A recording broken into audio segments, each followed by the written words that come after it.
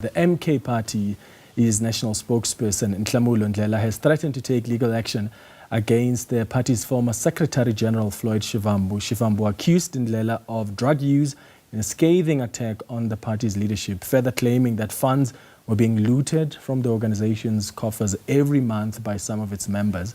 Shivambu was removed from his position as MK party's Secretary General earlier this month and was expected to somehow be deployed to Parliament. However, his name was not on the Parliament list announced by the party on Saturday. He's currently consulting the public about forming a new political party. Let's bring in now Nhlamulo Ndhlela, who speaks on behalf of the uMkhonto weSizwe party, joining us in studio. Nhlamulo, thank you for joining us. Good evening. Good evening. Thank you, Clement. So I want us to start off maybe because Floyd Shivambu has made some serious claims about you, about the MK party, and we'll get into that in a moment. But what is the status of Floyd Shivambu in the MK party right now? Is he still a member? Has he been expelled? No, the gentleman in question is still a member. Nothing has changed pertaining to that. And we're having internal discussions and reviewing the situation. So he's not going to be expelled by the organization? Well, let me ask it this way. What does your constitution say about someone who behaves in the manner that he's behaved, or someone who announces plans to form a new party? Does that not violate the MK party's constitution? Well, look, there's been a number of transgressions on the constitution. By the way, the same constitution that was drafted by the person in question, Floyd Shivambu. In many of the prescripts of the constitution, it states, that, for instance, you are on probation for 24 months. You cannot form another political party. And there's a number of other things that point to some of those transgressions, including, by the way, one of those that led to, him being removed from his seat and redeployed elsewhere. So, yes, there have been transgressions in the constitution. But what we're doing internally is that, we're not people in leadership that take rash decisions. We apply our minds. And we need to understand what is this thing that he's coming up with. I mean, he's a member of uMkhonto weSizwe. And to account, to a great extent, he has to account to us as the leaders of uMkhonto weSizwe. I mean, he's an ordinary member. He's wanted to go and set up this initiative. What is this initiative? If we're talking about uMkhonto weSizwe being the platform that ought to unify black people, what is this consultative process that he's undergoing? So we want to see what he's obviously going to say on Friday.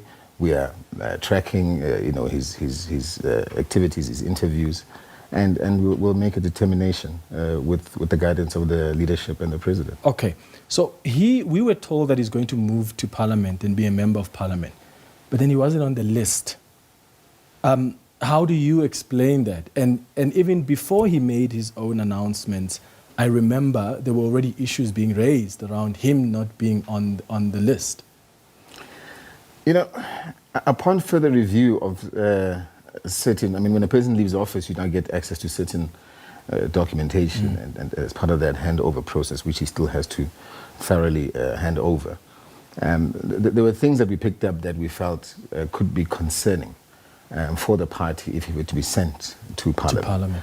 As a law-abiding organization, as an organization that serves the people, that leads lawmakers in Parliament, we can't find ourselves in a situation where we have a member there that's not going to necessarily have the full interests of the party at heart. And that decision, remember, had to be taken very quickly, over and above the fact that he's obviously ongoing with his own consultation process, which that one we will come to a conclusion and an understanding as to what it is that he wants to do there, and then obviously make a determination. What is it that you've picked up about Floyd Shivambu as the MK party? What was he doing so wrong to necessitate his removal as Secretary General and not be added on the list to Parliament?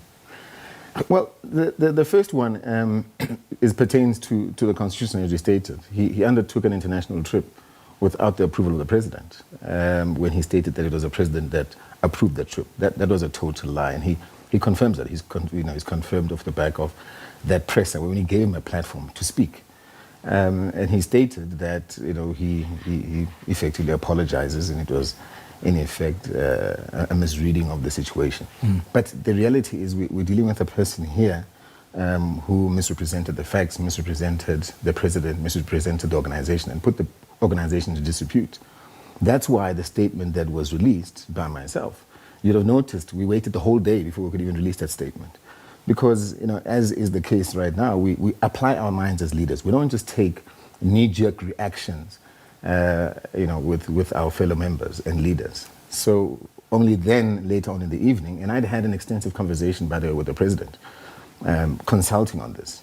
We then released a statement, and that statement was approved by everyone who's in the leadership. And that's what it is. We've never reversed our posture on that statement. Yeah. It still stays, and that's why it led to the result. Where does this claim come from that he tried to topple the president and he wanted to take over the MK party? In fact, one of the things he said was that someone went and gave an intelligence report about him to President Jacob Zuma, which was riddled with lies. I think he said you are the one that gave the president. Yes, he said me, yeah. Yeah. Did you give the president an intelligence report of sort about him? Firstly, I'm not part of the intelligence advisory to the president. So where would I conjure up an intelligence report in the first place? And who am I to, advise the president, a person who himself, whose DNA is, from the back of intelligence, who am I to advise the president on intelligence? Here's the reality and the truth. There was no intelligence report. Those were transcripts of communication that he had with people that he knows whom he had those conversations with, which implicated him, and which were very disparaging to some of the members, and which were dangerous in their own nature to the organization. So you were speaking bad about some of the leaders and members of the MK party? There was discussions around plans, and discussions that were very concerning. Plans to do what? Well, if you look at this, there's one thing I've also observed, is that, when people come into an organization, especially uMkhonto weSizwe, and I've repeated this a number of times, people tend to underestimate that uMkhonto weSizwe, you can't just do as you please. This is not a free-for-all organization where you think you can come and try and pull your weight and be arrogant with our members. Most of our members were never happy with how he did things. And we need to listen to the members. One of the other things is, he went and, 3 days before, 4 days before, he was obviously removed. He went and changed people's names at the IEC, the accounting officer, for him to be the accounting officer. Now, that's a serious issue and a serious transgression. Where you go and you take such decisions, you write a letter to the IEC, you don't communicate with ourselves. That reeks of intent to hijack a party, and many other elements that we've seen. And maybe, this is what is leading to this consultative parallel party within a party kind of consultative process. That's what we need to understand. So you don't believe, because remember, he's still our member, and he must account to us, remember, and tell us exactly what it is that he's doing. So, because we need to understand what exactly is going on here. Remember, we're a party that leads society, and if we have members in our organization that are going to be transgressing the constitution or coming up with initiatives that are supposedly supposed to unite, we need to understand what does that mean. We're the only platform that we believe. But then Floyd Shivambu says, to unite the says black there are people in claims, this in part of that report, there are claims that he was speaking to the Stellenbosch people who were sort of funding him. And they Is that what he's saying? Well, he says that there were claims that he's somehow speaking to Stellenbosch people. Well, did he tell you know which Stellenbosch about people that? he was speaking to? I don't know. You saw the transcripts. Tell me. No, well, I didn't see the Did he transcripts. speak? I didn't see the transcripts. That's what I'm saying. I was not part of this so-called intelligence report or part of this process. Yeah. I didn't see those transcripts. I was not part of the meeting. So this is the feedback. My responsibility in any case is that I'll get, obviously, that feedback and get a sense of what happened. But that particular meeting, I was not part of it. So is there that's why I sense find it that- strange that I would have, shared intelligence reports with the president when I was not even part of that process. Is there a sense that he wanted to take over from President Jacob Zuma, or somehow wanted to take over the party, as some of the MK party members have claimed? Well, I'm sorry, but this man is a liar, because also I understand from the interview this afternoon, he said that President wanted him to be the president of the party at the point that he came in. And he said a number of things which are not factual, which are not true. So we're dealing with a person, and again, if you look in hindsight, that is quite honestly that lacked the emotional intelligence to handle the role that he did. He lacked judgment, it's now starting to show based on how he's reacting, and he's acting really out of character, the person that we never knew him to be. But I think to a great extent, we should say that the national official's decision to then maybe remove him from there can only be a vindication to that decision. Take into consideration what has now happened and how he's reacting to the situation that he finds himself. So he's acting like a wounded buffalo, unfortunately. What about the claims of witchcraft? Well, have you asked him about the claims of witchcraft? Well, he doesn't want to come and do an interview with me, so... What is he fears you? Well, maybe you should ask him that. Clearly he does. But look, I would encourage him, Mr. Shivambu, come and do an interview with Manyathela. Look, some of the transcripts and the feedback was that, yes, he had taken Dudu's hat and, they were aimed to bewitch her, and this is what is obviously also circulated. And this is what it is, and that, he will then deal with that woman who's directionless. Is this part of and what this was in the conversation report? with an individual in Malawi, and that he would then ensure that when the old man passes on, he takes over the party. So these are some of the conversations that are happening and that are taking place. It's a lot, and that's why you realize that to a great extent we've been quiet in terms of what has transpired, because sometimes it's important to know when to communicate and when not to. I mean, some of the things you're sharing are quite unbelievable. He says you're a drug addict, says you're a drunkard. What are you doing about that? Will you be challenging that in any way? Well, it's said that a person who wants to lead a party will resort to such disparaging comments and character assassinate me. I've never had any issues with him. But the reality is I've got a whole lot more, a whole lot more intelligence emotionally than him. I'm leaps and bounds with, when it comes to even thought level and strategy when it comes to him. And that's a fact. I've sat with him. But I take nothing from him because I've learnt from him as well in terms of, organizational structures and so on and so forth. So he's had some good input to the party. We can't take that away. But let's not allow a situation where a person is now going to have delusions of grandeur and an overextended ego and think that they are the superior authority of intellect over everyone else. As you heard him say, he said he had qualitative, experience and intelligence compared to all national officials put together. That includes the president. So he's saying that he's smarter than the president. Well, here's the reality. I don't take drugs. I've actually been taken them on, and I've gone to the point, in actual fact, where, funny enough, and here's what's also interesting. This week is Drug and Alcohol Awareness Week, right, from the 22nd to the 27th. So as part of the initiative, I said, oh, well, this is actually interesting that this actually coincides with that. I've gone and actually done a drug test. And it's important that we bring this issue, we surface issues of, abuse of drugs, abuse of alcohol to the public. And as a leader, I think I must lead from the front and do those kind of things. And take advantage of the fact that, by the way, funny enough, here it is. Here's a gentleman who goes and makes such disparaging character assassination comments about me. Let's actually surface these issues because these are societal problems. So I will be sharing that with you. I'll share my drug test with you. I've already printed and scanned and tweeted my letter to him, which is a letter of demand. I expect him to apologize. I am not in any fighting spirit with him. I'm a leader of uMkhonto weSizwe with the emotional intelligence to lead. Yeah, and that's what I need to do. Let me ask about what he said about Morocco. Did Morocco give any money to the MK party in exchange for the party's stance in favor of Morocco's position on the Western Sahara dispute? Because he claims that that's what they wanted to do. Well, another thing is we need to focus on the following. And that's part of the problem that we're faced with an individual that would go and make organizational reports without actually consulting. Remember, before he could even make any organizational reports or any statements leave the organization, especially when it comes to sensitive issues and reports and statements such as that, the president and I are the final decision makers in terms of what goes out of there, of such a sensitive nature. And I recall at that point when he was actually reading in that statement, the organizational report.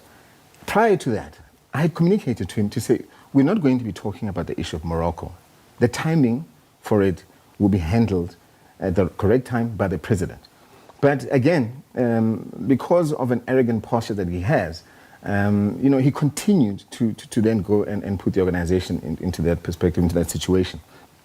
And these are discussions that, we're still having internally to ensure that we then arrive through the International Relations Subcommittee a policy posture before we can even communicate. Is he the one that drafted the statement on Morocco? Then the other issue is that, he refers to Morocco having drafted the statement, the Moroccan embassy. Yeah. We understand, and this is again an unauthorized visit to the Moroccan embassy that he had without leadership knowing. So, and these are things that we need to, hold on, he went to the Moroccan embassy. These are things that are coming up that we understand. But he claims that there are leaders of the MK party who went to Morocco. The Moroccan embassy is where he went. And this is the thing with the person that we're dealing with. I mean, these are absurd. To be clear, MK Party has never received money from Morocco. We've never received money from Morocco. Our responsibility, as we'll share, is to ensure that we have a united front. And we will communicate exactly what our posture is in our discussions. One of the things he claims was that there were monthly withdrawals of 7 million rand from the party's coffers, money that is being looted. What is the organization doing about that? Will you investigate that? Well, let me allay our members' fears, number one. uMkhonto weSizwe is a strong, solid party. We're moving along. I mean, in actual fact... clearly, with 7 million rand being looted every month. uMkhonto weSizwe, let me tell you what. uMkhonto weSizwe is the fastest growing political party in this country. Now, no doubt about that. And we are bound to have alien tendencies of individuals who are going to be agents and try and, bring about... alien tendencies that are not cultural to the culture of uMkhonto weSizwe. And such is the case, with what we're finding ourselves in now. The issue of the 7 million that's been bandied about, here's the reality. We're undergoing an audit. And you can't, when you're undergoing an audit, come to the conclusion that money is being siphoned. What you need when you're going through an audit is you need to understand what is this money for, and understand also what are the source documents, and do a proper recon. And remember, there's the legislative officers that are responsible, that oversee this audit process, that if they do come across any discrepancies that uMkhonto weSizwe may have violated whatever processes or policies which go outside of the party funding framework, then, we will deal with that accordingly at that point in time. But to come and make such remarks, as a leader. And here's the question, why didn't you raise those things? Because those things that he's raising, he's never raised them at the national officials' meetings. Never. It's the first time we actually even hear him uttering them in the public platform. And that's the character of the person that we're dealing with here. And so for him to come in with those conclusions, and we might want to make South Africans be aware of the following. uMkhonto weSizwe, they must be very, very sure that uMkhonto weSizwe is in good standing. uMkhonto weSizwe will continue, to grow as a party, and there is no issue of us being deregistered as being bandied about in social media and other platforms. Just lastly, before we wrap up, one of the impressions he at least was creating was that, Dudu Zuma as the daughter of the president of the MK party, and there have been concerns raised about whether or not she's going to be treated differently or not. There was a time when she tweeted about Floyd Shivambu, insulted her. There was a disciplinary hearing. I thought that's what Dalimpofu told me when he was on the show. Yes, correct. Has that been concluded? Because if that's just going to be left there, then the claims are true that she's being treated differently. Yeah. So just before I get to that, because you reminded me on the party fund, what's also interesting is if you look at the presser that he had last week, and you can tell that certain things, we're not kids, certain things you can tell are very timed. If you look at what happened, the day that he actually had the presser was the party funding symposium. Coincided with his presser, where he made these kind of disparaging remarks about the issue of money is being siphoned. Let's go back to the issue of Dudu Zuma. Dudu Zuma she's had to make representations. Yeah. She's undergone a hearing. I think it's about 3 hearings or 2 hearings. And right now she's awaiting the outcome of that hearing. Okay. And it's at an advanced stage. So she's a member, like anyone else. And she's not going to have special treatment just because, yes, she happens to be the president's daughter. No, if she had special treatment, she wouldn't be subjected to this process in the first place. So no one's going to get any special treatment in the party. Okay. And we need to make that very clear. Because people tend to want to drive Dudu Zula's name through the mud as if the president is not a person who's a thinker and doesn't think on his own. All right. The president is highly intelligent and highly aware of what's going on. Yeah. So let's not do that. Nhlamulo Ndhlela, thank you so much for making time to chat to us. Thank you so much.